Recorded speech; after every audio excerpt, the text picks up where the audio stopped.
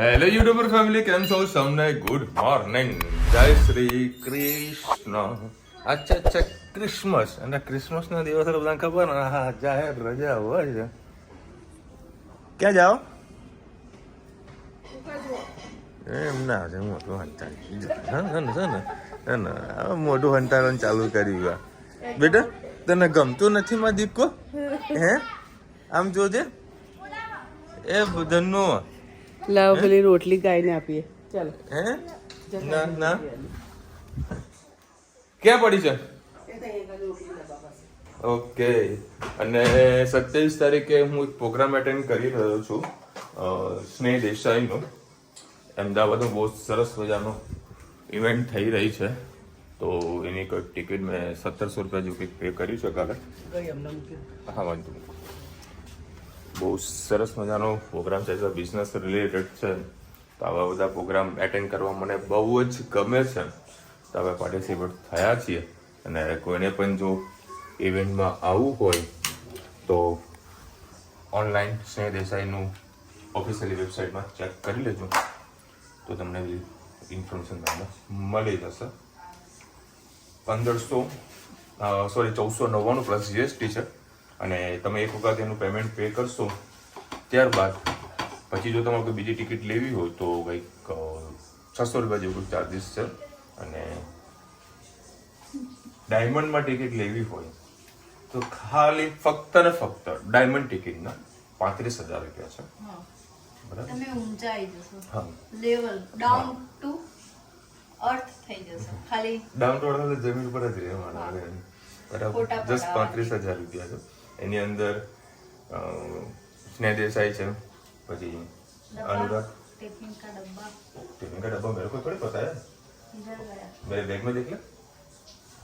તો ફોટો પાડી શકશો. મને કે તમે વ્લોગ બનાવો તો વ્લોગિંગ પણ કરી શકશો.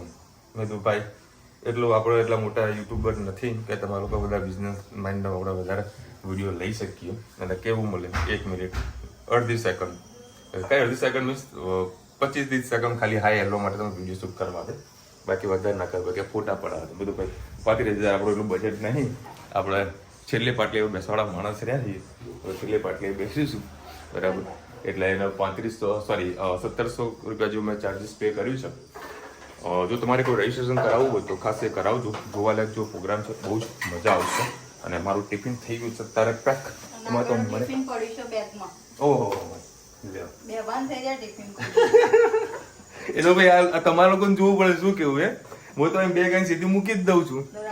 રહી ગયું, ચાલો કશો વાંધો નહીં. જય શ્રી કૃષ્ણ સૌને, મારા સવારના રસોડામાં આપનું સ્વાગત છે. આજે ભીંડા બટાકાની સબ્જી બનાવીએ, તો તમારી સાથે રેસીપી શેર કરું. એમાં છે મારે ડાયરેક્ટ મેં 4-5 પરી જેવું તેલ મૂક્યું છે, અને બટાકા પહેલેથી મેં થોડાક બોઇલ કરવા મૂક્યા, તો પાર બોઇલ જેવા પાર અંદર થોડાક ફ્રાય થઈ જાય એટલા માટે મેં એડવાન્સમાં પહેલાં મૂકી દીધા છે. અડધા ફ્રાય થઈ જશે. હવે આ બટાકાને હું કાઢી અને આગળની પ્રોસેસ બતાવું. હવે આ જ બટાકા મેં થોડા કાઢી લીધા છે, અને આનામાં આપણે મસાલો કરી દઈએ. મેથી, લીલા મરચાં, હા પાણી ધોરાયું લૂસવાનું.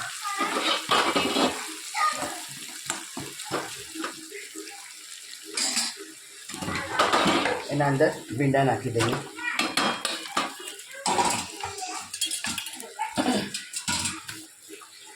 બહુ દિવસ પછી આ ભીંડા મળ્યા છે. ભીંડાની સબ્જી અમારા ઘરમાં બધાને બહુ જ ભાવે છે, અને બધાની ફેવરેટ છે. ભગવાન મળે. હા, એટલે એક પનીરની સબ્જી મળી હોય ને એમ થઈ જાય. તમે એમ કહેતા હશે કે એલિમનમાં શા માટે બનાવો? એલિમનની કઢાઈમાં આ જે ભીંડા ખરા ને જલ્દી થોડા કડક થાય છે, અને નોનસ્ટિકની કઢાઈમાં ભીંડા કડક નથી થતા, એને વાર બહુ લાગે છે. પહેલેથી આપણે આ જ વાપરીએ છીએ. પહેલા હા. વાપરતા. હા, નોનસ્ટિક તો હવે અમદાવાદમાં બટાકા આપણા નીચે ચોટેલા છે, તેલ સાથે છે, તો થોડાક એને બળ્યા નહીં એટલે હલાવીને ખેંચી લઈએ.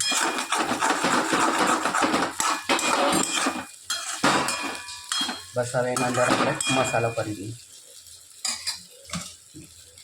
આ શાકમાં મીઠું મેથી ખૂબ સારી લાગે છે એટલે ચોક્કસથી નાખજો. હળદર, 2 લીલા મરચાં હતા 1 ચમચી, મરચું નાખીશું, થોડીક હિંગ નાખીશું, 1 ચમચી ધાણા જીરું, અડધી ચમચી ગરમ મસાલો. આમાં ગરમ મસાલો આપણે ખૂબ ઓછો નાખીશું. અત્યારે ભીંડામાં ચીકાશ નથી દેખાતી, તમને ચીકાશ લાગે તો જરાક 2 ટીપા લીંબુના નાખી શકો છો. ભીંડા પણ થોડાક શેકાઈ જશે એટલે જે આપણે બટાકા પહેલાં તળ્યા છે એને પછી આપણે અંદર મિક્સ કરી દઈશું. બસ આ ભીંડાને થોડીક વાર આપણે થવા દઈએ. આપણા પાર બોઇલ થોડાક ભીંડા સરસ શેકાઈ ગયા છે અને થોડા બટાકા પણ સરસ એવા તળેલા મૂકી દીધા હતા એટલે 2 હવે સરસ મિક્સ કરી દઈએ. મીઠું અંદર હું નાખવાનું ભૂલી ગઈ હતી, પાછળથી મીઠું નાખ્યું છે. હવે સરસ અને મિક્સ કરી દઈએ કારણ કે પછી બટાકા તૂટી જાય.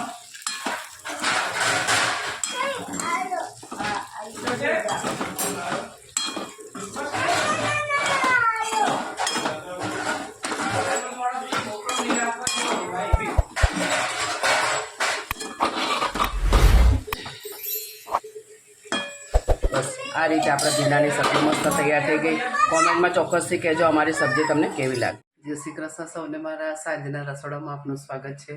મને 6 વાગે જવાનું છે ભાવેશની શોપ પર એટલે હું તમારી સાથે મેથીનો જે થેપલા બનાવીએ છે તો ખાલી લોટ બધું મસાલો કરીને મૂકી રાખીશ તો 7 વાગે રુચિતા સરસ મસાલો લોટ બાંધી અને થેપલા કરી દેશે.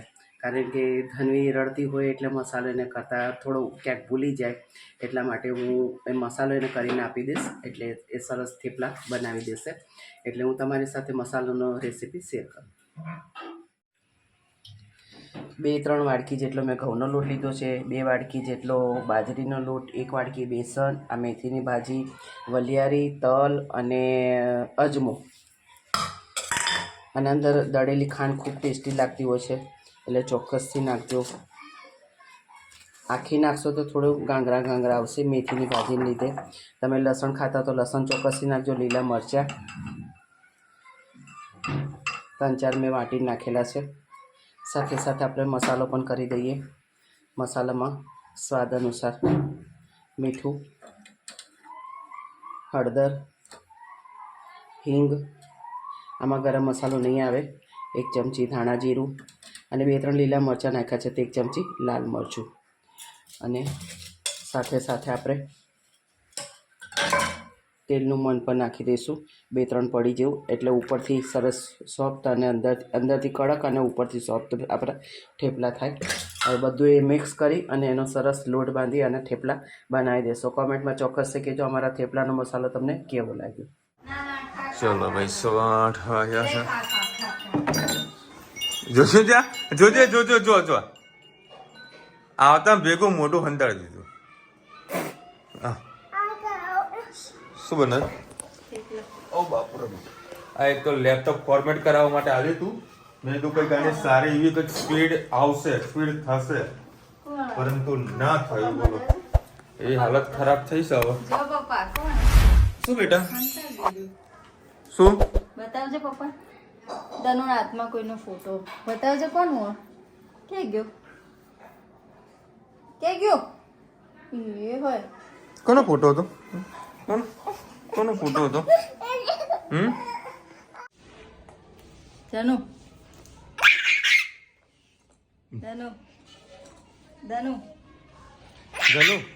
આપણે સબસ્ક્રાઈબર હે યુકે થી તૃપ્તિબેન, એમને શું કીધું ખબર કે ધનુના વાકડિયા વાળા મસ્ત નતા પણ તમે એનો ટકું કરાવી દીધું. હે ચલ આપણે બહાર રમીએ. ચલ મમ્મા કામ કરે માં દીકો. હે ચલ ડાઈ દીકો માલો. ચલો તાર નામ શું હતું કે? તાર નામ કે છે? નાટક કંપની બોલ ને બેટા. હે નાટક કંપની. હે એક ભાઈનો બર્થડે બોલ. હેપી બર્થડે બોલજે. હેપી બર્થડે બોલજે. Riyansh happy birthday. જો રિયાંશ આવ્યો. અરે રિયાંશ હેપી બર્થડે. ચોકલેટ આપે છે રિયાંશ? જો આપશે ચોકલેટ. બોલ ને હેપી બર્થડે. ચલો આપણે હેપી બર્થડે કરીએ. Happy birthday to you. બોલ ને હેપી બર્થડે બોલ. હેપી બર્થડે ટુ મનના રાજા છે અરે મનના રાજા. May God bless you. કરો લે આપણે બહાર રમવા જઈએ. ચલો ભાઈ એને થોડી વાર બહાર રમવા લઈ જાઉં. હા તો રુચિતા થોડું કામ પતાવો. ચલો બેટા. હા કાલે રાત્રે અમે ઉનાવા જતા ને તો વચમાં આવ્યું હતું વોટર પાર્ક અને વોટર પાર્કમાં હતી લાઈટો બધી બંધ. અમને તો ખબર નહીં, જો કે મને તો બધી ખબર હતી, પણ રુચિતા શાંતિથી પાછળ બેઠી હતી.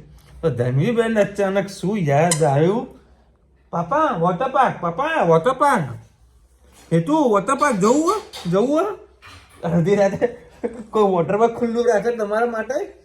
હે અડધી રાતે પણ રાખે? હે આટલું બધું મગજ ક્યાંથી આવ્યું? તને એક જ વખત તો લઈ ગયા અમે. તને એક જ વખત લઈ ગયા તો બધું અંધારું હતું. બોલો આટલું બધું યાદ રાખે છે. હા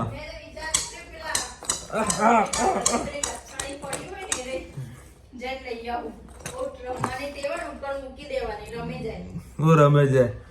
આ ઊંધી ચાલે એમાંની સા બધી લાવી. લપસણી લાવી તારે? લસપટી લાવી? નહીં લાવી? સાચું કે? કેમેરો ચાલુ એટલે નકર બોલ કે હા પપ્પા લાવી હો. બોલતો પપ્પા લાવી હો. નેલ પોલિશ જોજે કે 2-3 પ્રકારની તો નેલ પોલિશ કરી જુઓ. આબુને બતાવજે. હા જુઓ ઉપડા ઉપડી નેલ પોલિશ કરી છે. કોને કરી? વાવા કોને કરી?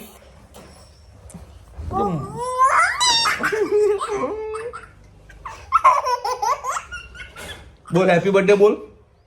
હેપી બર્થડે બોલ. ચોકલેટ ખાવી છે ને તારે? કેક ખાવી છે ને?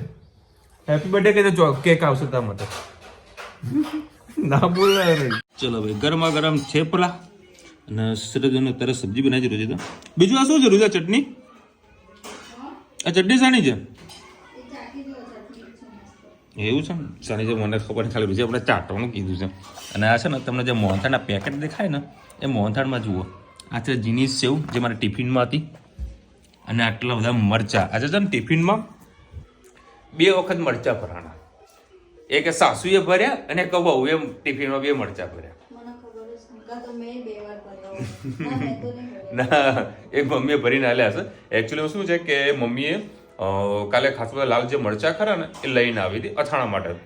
અને ઓલરેડી એક અથાણાનો ડબ્બો પડેલો હતો સેમ ટુ સેમ લાલ મરચાનો. એટલે રુચિ ડેલી મારા ટિફિનમાં 2-3 જેવા મરચા મૂકે છે. એટલે પછી મમ્મીએ પણ મૂક્યા.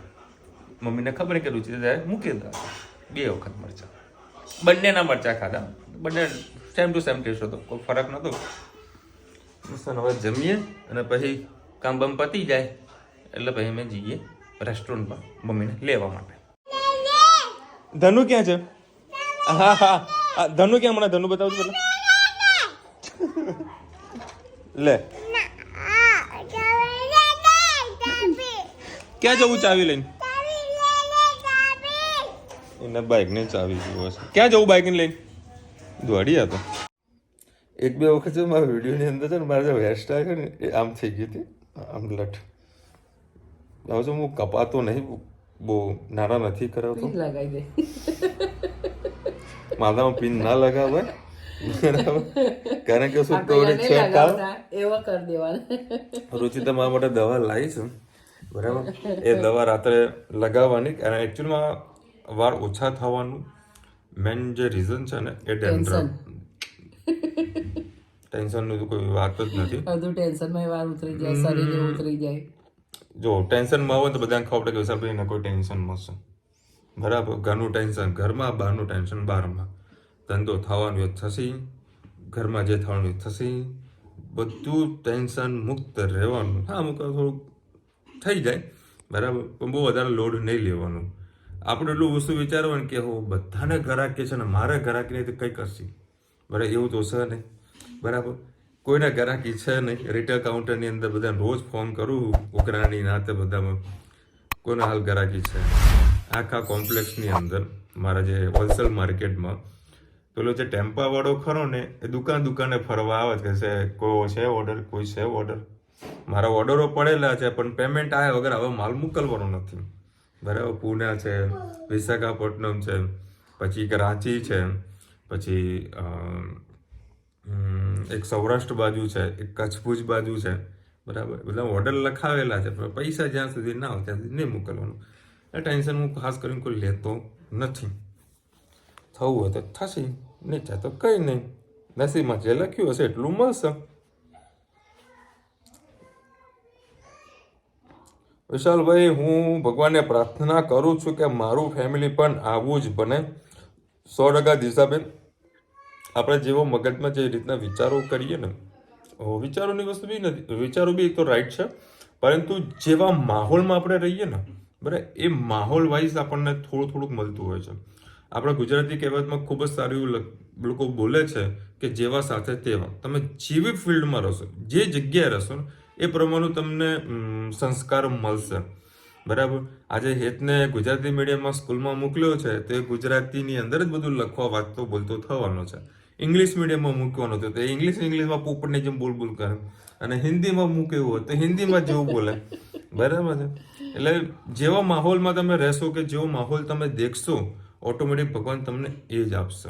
એટલે હંમેશા આપણે જે બનવું છે, જે આપણી ઈચ્છા છે, એવો માહોલ ક્રિએટ કરો, બરાબર.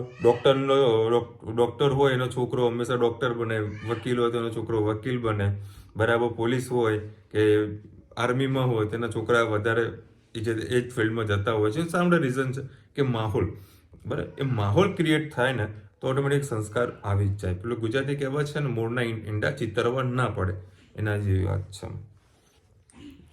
બસ. અને દરેક ઘર સંસારની અંદર અમુક નાની મોટી અનબનાવ બને, લેટ ગો કરતું રહેવાનું. તથાસ્તુ તથાસ્તુ તથાસ્તુ, બધું થશે. અમારા ઘરમાં થાય હું એવું કાંઈ નહીં, પણ બધું અન્ડરસ્ટેન્ડિંગ બધું છોડી દઈએ, થઈ જાય. હું માથે હેડેક પર નહીં લેતું. મમ્મી એમના બપોરે 11 વાગે ફોન કર્યો. મેં કહ્યું ચાલ આવું છે. મેં કીધું મમ્મી હાલ ગાડી ડ્રાઈવ કરું છું, હું ઘરે આવવાનું છું, આજે ચર્ચા છે એ ઘરે પણ અહીં થવાની છે. હાલ અર્જન્ટ ચર્ચા હોય તો કે તો હું ગાડી પાર્ક કરી સાઈડમાં કરી પછી વાત કરું. અમાર બેની હતી, આમાં કોઈ સાસુની નથી, અમાર બેની ચર્ચા, અમાર બંનેની ચર્ચા હતી, બરાબર. એટલે મમ્મી તો આ તો એટલે હું આવું વસ્તુ માનું છું, તમને કહું. આપણને ખબર કે ચર્ચા નથી અમારે, આપણને ખબર છે કે ભાઈ આ બહુ ઇમ્પોર્ટન્સ નથી, બરાબર છે. અને એને વસ્તુ આપણે વાત પછી બી કરી શકીએ, આપણે ઘરે ચર્ચા કરીએ. અમુક કીધા રૂચિતા કંઈ કામ હોય એટલે હું એને કહી દઉં રૂચિતા કામમાં છું, કંઈક અર્જન્ટ હોય તો બોલ, કે ના કશું નહીં પછી વાત કરજો, એટલે સીધે ફોન મૂકી દે, બીજું કોઈ વાત ના હોય. અને અર્જન્ટ હોય તો કહી દે કે ચાલ આવું છે ને આવું કરવાનું છે, આ વસ્તુ લાવવાની છે, એ થઈ જાય પછી. એટલે અમુક હંમેશા હું ટાઈમનું ઇમ્પોર્ટન્સ વધારે આપું છું કે આ ટાઈમમાં હાલ જરૂર છે કે નથી. વિશાલભાઈ, કાલે 26 ડિસેમ્બર મારા મધરનો જન્મદિવસ છે. એનું નામ છે દક્ષાબેન. 50મો જન્મદિવસ છે. સરસ સરસ. Dakshaben, wish you many many happy return of the day. ખૂબ ખૂબ ખુશ રહો અને તમારી હેલ્થ ઘણી સારી રહે અને ફેમિલીમાં બધા તમને ખુશ રાખે, તમે પણ બધાને ખુશ રાખો, કારણ કે તમે 55 વર્ષમાં એક સાસુ તો છો.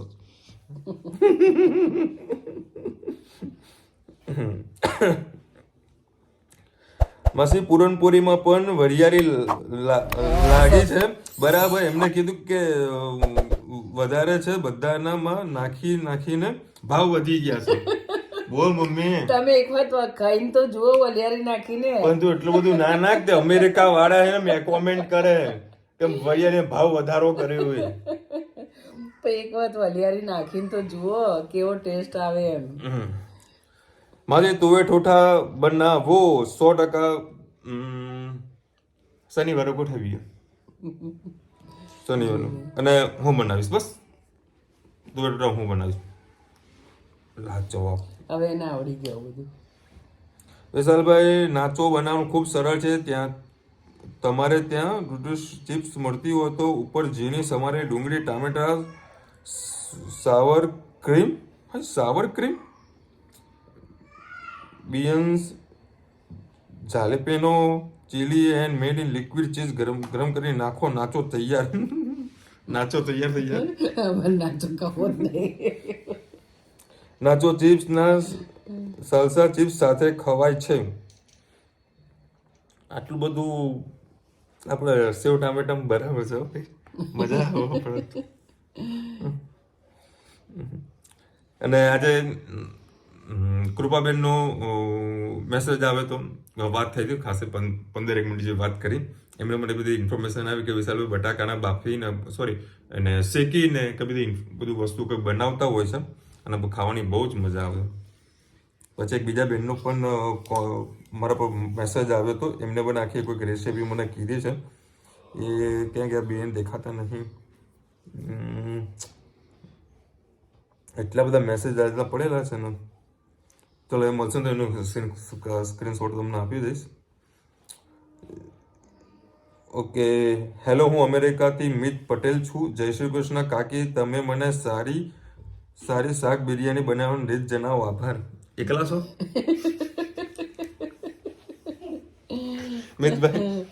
અમેરિકાના છે મમ્મી, બરાબર. એટલે એકલા આવ્યા હશે, એટલે ઘરે એમને જમવાનું. જસ્ટ હું મજાક કરી રહ્યો છું 100%. અને એકચ્યુઅલીમાં શું ભૂલ મારી છે કે આપણે મમ્મી જે વિડીયો બનાવી એમાં હું રેસીપીનું અમુક નામ નથી લખી શકતો.